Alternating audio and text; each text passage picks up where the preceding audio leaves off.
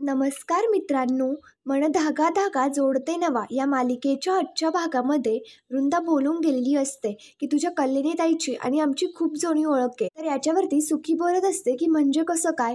तर वृंदा सांगू लागते, अगं नाही का, आल्या आल्या आम्ही तिला नमस्कार केला तेव्हाच आमची तिची ओळख झाली. पण मात्र सुखी आता वृंदाला म्हणते, मला खरंच असं वाटतंय की तुम्ही कल्याणी ताईच्या आश्रमाला एकदा भेट द्यावी. वृंदा म्हणत असते, हो जाऊ ना, देऊ ना एखाद दिवशी भेट. आता भेटीगाडी तर सुरूच राहतील, पण मात्र देव ना करो की कोणाला आश्रममध्ये जाऊन राहण्याची वेळ येईल. त्याच्यानंतर सुखी म्हणत असते, नाही नाही, देव ना करो आणि अशी वेळ कोणावरतीच येऊ नये. उलट मला हे म्हणायचं होतं की तुम्ही आश्रमामध्ये जाऊन बघावं की माझी कल्याणी ताई किती भारी काम करते. ती किती प्रेमाने परक्या लोकांना सुद्धा घरातल्यांसारखं सांभाळते. वृंदा आता इकडे आनंदीला टोमणं मारत म्हणत असते, हो तू बोलतीयस ना ते एकदम बरोबर आहे. उलट परके परवडतात ग, ओळखीचे आपले लोक सगळे धोका देतात.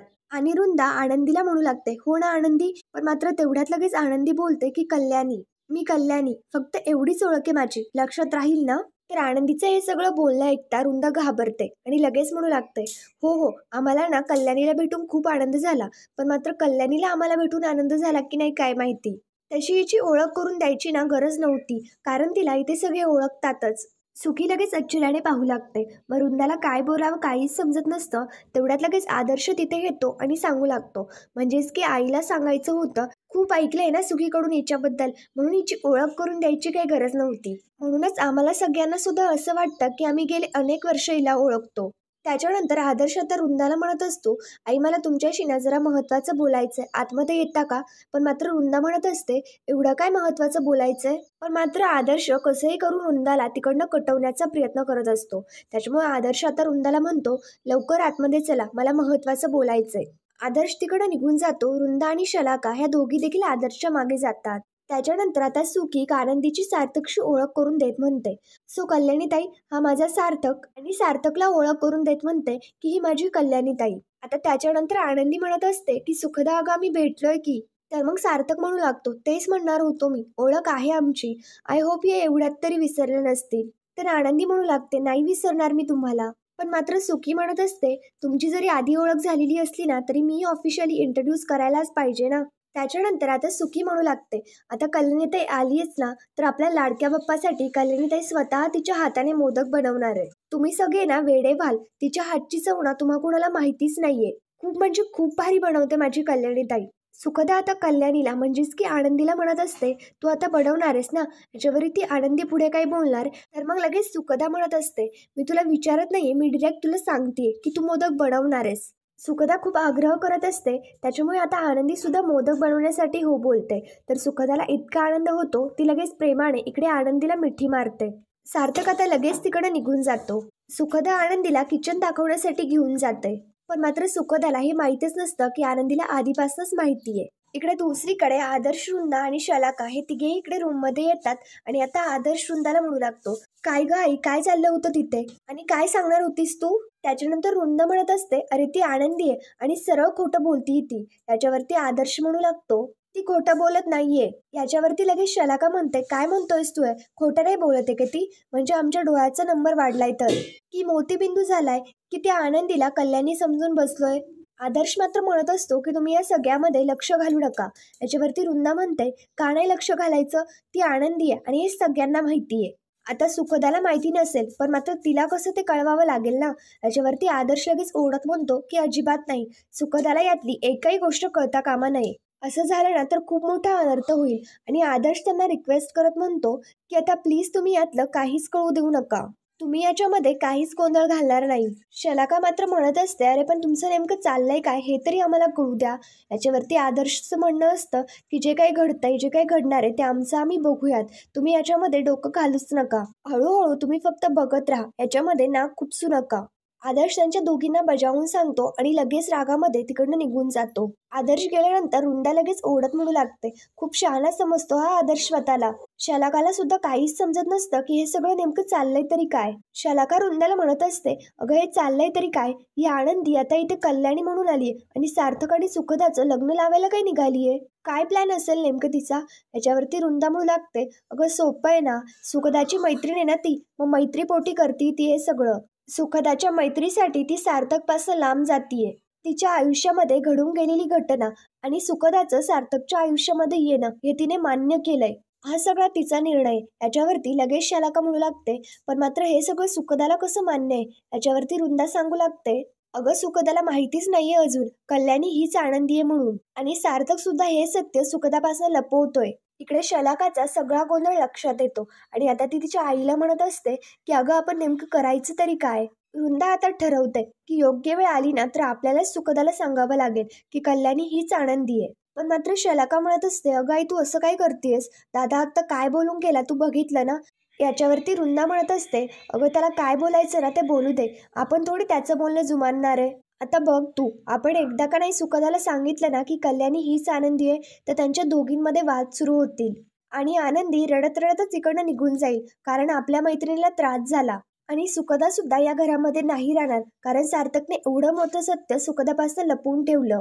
मग बघतच राहा तू, आपला हेतू आपोआपच साध्य होईल. तर वृंदाचा हा सगळा प्लॅन पाहता शलाकाला सुद्धा हे सगळं बोलणं पटतं. शलाका म्हणत असते, नेमकं तीर कधी टाकायचं ना हे मला सांग, कारण या सुखदाची वाट लावल्याशिवाय मला चैन पडणार नाही. त्यानंतर इकडे दुसरीकडे आदर्श सार्थकच्या रूममध्ये येतो. पण मात्र आनंदी आल्यामुळे सार्थक खूपच इमोशनल झालेला असतो आणि तो खूप रडत देखील असतो. आदर्श आता सार्थकच्या जवळ बसतो आणि त्याला समजावून सांगू लागतो की सार्थक जे काही झाले ना त्यामध्ये चूक कोणाचीच नाहीये. नेमकं आदर्शला सार्थकशी काय बोलावं हे सुद्धा सुचत नसतं. तर आदर्श नेमकं काय बोलतो हे सार्थकला समजलेलं नसतं. त्याच्यामुळे सार्थक विचारतो की कशाबद्दल बोलतोयस तू?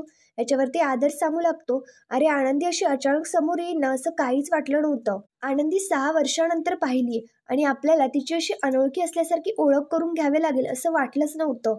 तिचं इथे घरी येण्याने परिस्थिती जरा बिघडली आहे. पण सार्थक त्याच्यानंतर आदर्शचं हे सगळं बोलणं ऐकून झाल्यानंतर सार्थक आता इमोशनल होत रडत रडत सांगू लागतो, आनंदी नाहीये ती कल्याणी आहे. आदर्श म्हणत असतो, सार्थक मला तर विश्वासच बसत नाहीये, ही आनंदी इतकी तटस्थ कशी असू शकते?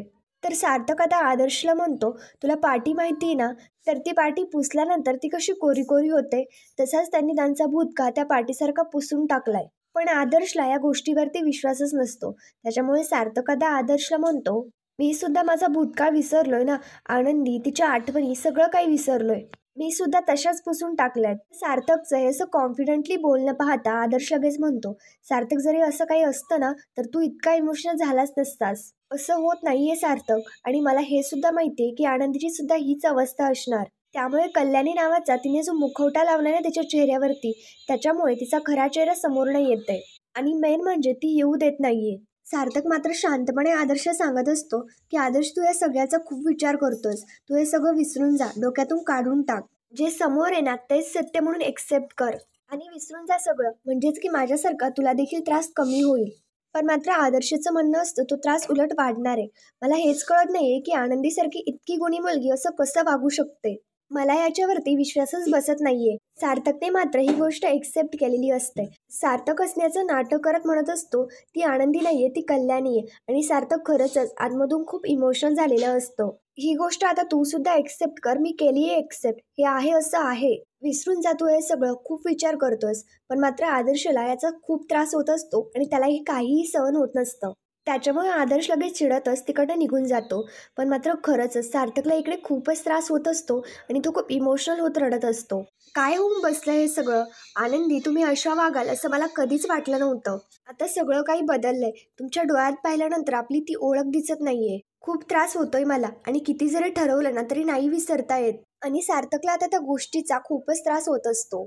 त्यानंतर इकडे दुसरीकडे सुद्धा तिच्या रूममध्ये शांतपणे बसलेली असते.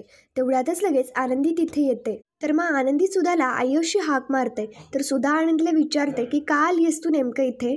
आनंदी सांगू लागते की आई फक्त मी इथे सुखदाने बोलावलंय म्हणून आलीये. सुधाचं म्हणणं असतं की तिला काहीच माहिती नाहीये, पण मात्र तुला तर सगळंच माहिती आहे ना, तरी सुद्धा तू इथे का आलीयस? आमचा सूड घ्यायला. याच्यावरती आनंदी म्हणते, अहो आई मला जर सूड उगवायचा असता ना तर मी इथनं कधी गेलेच नसते. आई मी तुमचा शब्द कधीच मोडणार नाही आणि तसा आजवर मी प्रयत्न सुद्धा केला नाही. फक्त तुमच्यामुळे मी या घरामध्ये निघून गेले हे सत्य मी आजवर कोणालाच नाही सांगितलं. त्यामुळे तुम्ही निश्चिंत राहा. आई मी फक्त इथे सुखदा आणि सार्थक सरांचं लग्न लावून द्यायला आलीये. त्यांच्या दोघांच्या आनंदामध्येच तर माझा आनंद आहे. आनंदी सांगत असते की आमची सुखदा कधीही सार्थक सरांच्या आयुष्यामध्ये दुःख नाही येऊ देणार. आनंदी सांगत असते की आई माझ्यावरती विश्वास ठेवा, मी फक्त सुखदाच्या अट्टापोटी इथे आलीये. माझी इथे येण्याची काहीच इच्छा नव्हती, पण मात्र तुम्ही आई काळजी करू नका, सगळं काही नीट होईल. एवढं सगळं सांगून आता आनंदी तिकडे निघून जाते. पण मात्र छायासुद्धा आनंदीच्या या सगळ्या बोलण्यावरती विचार करू लागते आणि इमोशनल देखील झालेली असते. मग आता त्यानंतर इकडे आनंदी सुखदाच्या सांगण्याप्रमाणे मोदक बनवत असते. तेवढ्यात सुखदा तिथे किचनमध्ये येते आणि आनंदीला विचारत असते की कल्याणीताई तुला काही मदत हवी आहे का? याच्यावरती आनंदी सांगते की मला गूळ हवाय. तर याच्यावरती सुखदा विचार करू लागते की गूळ नेमकं कुठे ठेवलेलं असेल. तर आनंदी परफेक्ट सांगते की तिथे पहिल्या ड्रॉवरमध्ये बघ, तिथे असेल. तर तिथेच गूळ असतो आणि ते सगळं पाहता सुखदा लगेच आता आश्चर्याने आनंदीला विचारू लागते, तुला कसं माहितीये या किचनमध्ये गूळ तिथे ठेवलेला असतो म्हणून? आता सुखदाचं ते सगळं बोलणं पाहता आनंदीला नेमकं तिला काय उत्तर द्यावं काहीच समजत नसतं. तर आनंदी आता सुखदाला म्हणते, अगं मी असाच अंदाज बांधला आणि तो खरा निघाला. सुखदा लगेच हसत म्हणते, अरे वा काय टॅलेंट आहे, मला पण शिकायचंय. आणि ती आनंदीला गूळ देते आणि तिकडे निघून जाते. तेवढ्यात लगेच तिथे किचनमध्ये रुंदा आणि शलाका दोघी येतात.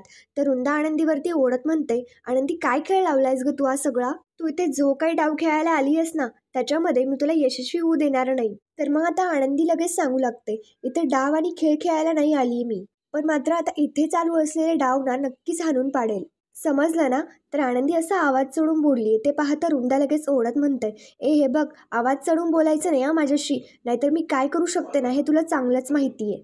तेवढ्यात लगेच तिथे छाया येते आणि मोठ्याने ओरडत म्हणते की काय चाललंय इथे? तर त्या तिघी सुद्धा छायाकडे पाहू लागतात. त्यानंतर सार्थक आता टेरेसवरती उभा असतो आणि सुखदा सार्थककडे येत म्हणते की सार्थक इथे काय करतोयस तू? आम्ही सगळे तिथे गप्पा मारतोय, आम्ही तुलाच मिस करत होतो. आणि सुखदा सार्थकला त्याच्याबरोबर यायला सांगत असते.